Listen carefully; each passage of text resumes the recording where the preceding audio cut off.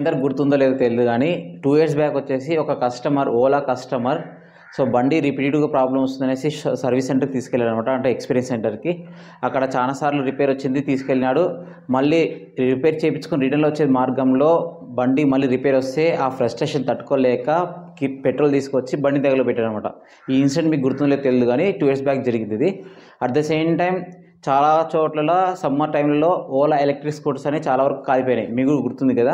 So ఇదేంటంటే ఒకసారి ఏమో కస్టమర్ వల్ల ఓలా ఎలక్ట్రిక్ స్కూటర్ కాలిపోయింది. నెక్స్ట్ టైం వచ్చేసి సమ్మర్ టెంపరేచర్ తట్టుకోలేక కానీ మెయిన్ కొన్ని రీజన్స్ తోటి ఓలా ఎలక్ట్రిక్ స్కూటర్ కాలిపోయింది.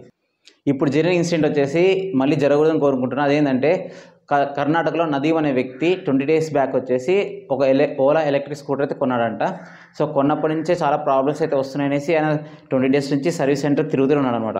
సో 20 డేస్ అయినా కూడా ఆయన ప్రాబ్లమ్ సాల్వ్ అవ్వలేదు. కొత్త బండి ఇలా ప్రాబ్లం రావడం ఏంటంటే వాళ్ళు సరిగ్గా రెస్పాండ్ అవ్వలేదంట సర్వీస్ వాళ్ళు కూడా. సో ఇది ఫ్రస్ట్రేషన్ తట్టుకోలేక ఈసారి ఇతను ఓలా బండిని కాల్చలేదు, డైరెక్ట్ ఏకంగా పెట్రోల్ తీసుకెళ్ళి ఓలా షోరూమ్నే కాల్ చేశాడు ఫ్రెండ్స్ ఇది. సో అక్కడైతే ప్రాణనష్టం ఏం జరగలేదు కానీ దగ్గర 8.5 lakhs అయితే ఆస్తి నష్టం జరిగిందని చెప్తున్నారు. సో ఈ ఇన్సిడెంట్ జరిగిన తర్వాత అక్కడ పోలీసులు వచ్చేసి ఇతన్ని అరెస్ట్ చేయడం జరిగింది. సో తర్వాత ఎఫ్ఐఆర్ సంథింగ్ జరిగిందనమాట. సో ఇక్కడ ఓలా చేసిన తప్పుకి ఒక పర్సన్ అయితే బలి కావడం జరిగింది. ఏంటంటే మంచి ఎలక్ట్రిక్ వెహికల్ ఇచ్చింటే బెటర్ అనమాట. బట్ సరే ప్రాబ్లం ఉంది, మీకు సర్వీస్ సెంటర్స్ ఉన్నాయి కదా, సాల్వ్ చేయాలి, అది కూడా చేయలేకపోయినారు అనమాట. అండ్ ఇంకో విషయం ఏంటంటే ఇక్కడ ఓలా సర్వీస్ సంబంధించి నేను రీసెంట్గా బెంగళూరులో August 15 లాంచ్ ఈవెంట్కి వెళ్ళాను అనమాట. అక్కడ కొన్ని కోట్లు ఖర్చు పెట్టి ఈవెంట్ అయితే కండక్ట్ చేశారనమాట. నేను చూసినప్పుడైతే షాక్ అయినా, ఇన్ని కోట్లు ఖర్చు పెడుతున్నాడు కదా రాబాయ్, ఒక అట్లీస్ట్ సర్వీస్ సెంటర్ కొంచెం ఇంప్రూవ్ చేస్తే ఇంకా బాగుంటుంది కదా నేను ఎక్స్పెక్ట్ చేశాను అనమాట.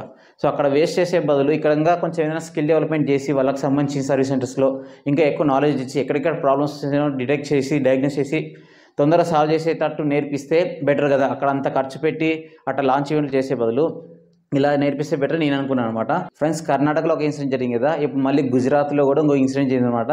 గుజరాత్లో మంగరూర్ ఒక ప్లేస్లో అక్కడ కూడా ఓలా ఎక్స్పీరియన్స్ సెంటర్ అయితే ఉంది. సో అతను వచ్చేసి ఇప్పుడు కస్టమర్ వచ్చేసి old electric scooter customer. So మనకు వీడియో కూడా క్లిప్ వేస్తున్నా చూడండి. సో బండి చూస్తే ఓల్డ్ మోడల్ అర్థమైంది. అతను ఓలా కేర్ ప్లస్ తీసుకున్నా కూడా ఎటువంటి బెనిఫిట్స్ అయితే ఇస్తలేరు.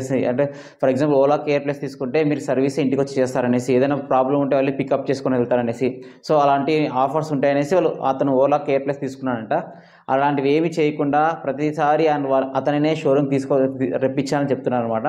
సో ఆ ఫ్రస్ట్రేషన్ తట్టుకోలేక అతను కూడా బండిని తీసుకొచ్చి ఓలా సర్వీస్ సెంటర్ షోరూంలోనే ఇసిరిసిరి కొడుతున్నాడు అనమాట. మీరు ఆల్రెడీ క్లిప్స్ చూస్తున్నారు కదా, విజువల్స్ చూస్తున్నారు కదా. ఇలా 2 ఇన్సిడెంట్లు అయితే జరిగినాయి రీసెంట్గా ఓలాకి సంబంధించి. ఒకతను వచ్చేసి ఓలా షోరూమ్ని కాల్ చేశాడు, ఇంకొతను వచ్చేసి ఓలా ఎలక్ట్రిక్ స్కూటర్ని షోరూమ్లో అయితే ఇసిరిసిరి కొడుతున్నాడు అనమాట. సో దయచేసి ఓలాకి సంబంధించిన టీం కానీ ఎవరైనా సరే చూస్తే రిక్వెస్ట్ ఏంటంటే సర్వీస్ మీద ఫోకస్ చేయండి. మీరు ఎక్కువగా బల్క్లో స్క్రాప్ లెక్క బండ్లను అన్నీ అమ్మేస్తున్నారు, కానీ దానికి తగ్గట్టుగా ఆఫ్టర్ సేల్ సర్వీస్ అయితే ఇస్తలేరు అనమాట. సో దయచేసి ఆఫ్టర్ సేల్ సర్వీస్ అయితే బాగుంటే మాత్రమే మీకు నెక్స్ట్ ఎలక్ట్రిక్ స్కూటర్స్ కొనాలని చూస్తారు. లేదంటే మాత్రం ఖచ్చితంగా ఫ్యూచర్లో సేల్స్ అయితే పడిపోయే ఛాన్స్ ఉంటుంది. ఎందుకంటే ఇలాంటి ప్రాబ్లమ్స్ అనేటివి టీవీఎస్ ఐక్యూబ్లో లేవు, చేతక్లో లేవు, ఏతర్లో లేవు. సో వీళ్ళు కాంపిటీషన్లో నెక్స్ట్ స్టెప్స్లో ఉన్నారనమాట. మీరు కనుక ఇదే విధంగా చూసారనుకోండి, పబ్లిసిటీ ఫ్రీ పబ్లిసిటీ ఇది ఇప్పుడు. సో ఇలా కాలిపోయింది, ప్రాబ్లమ్స్ వస్తున్నాయనేసి ఇప్పుడు కాకుండా 6 months తర్వాత 1 year తర్వాత మీ సేల్స్ ఖచ్చితంగా పడిపోయే ఛాన్స్ ఉంటుంది. వీళ్ళందరూ పైకి వెళ్తారనమాట. అప్పుడు లాస్ట్లో ఏమవుతుందంటే ఒకినోవా, హీరో ఎలక్ట్రిక్ వాళ్ళకి పట్టిన గతే పడుతుంది. సో మీరు కనుక జాగ్రత్త చూసుకోకపోతే.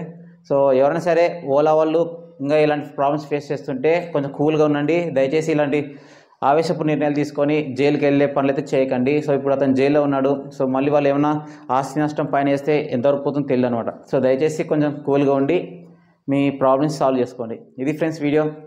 ఓలాకి సంబంధించి అప్డేట్స్ మీకు నచ్చితే వీడియోని లైక్ అయితే చేయండి, మన ఛానల్ సబ్స్క్రైబ్ చేయండి.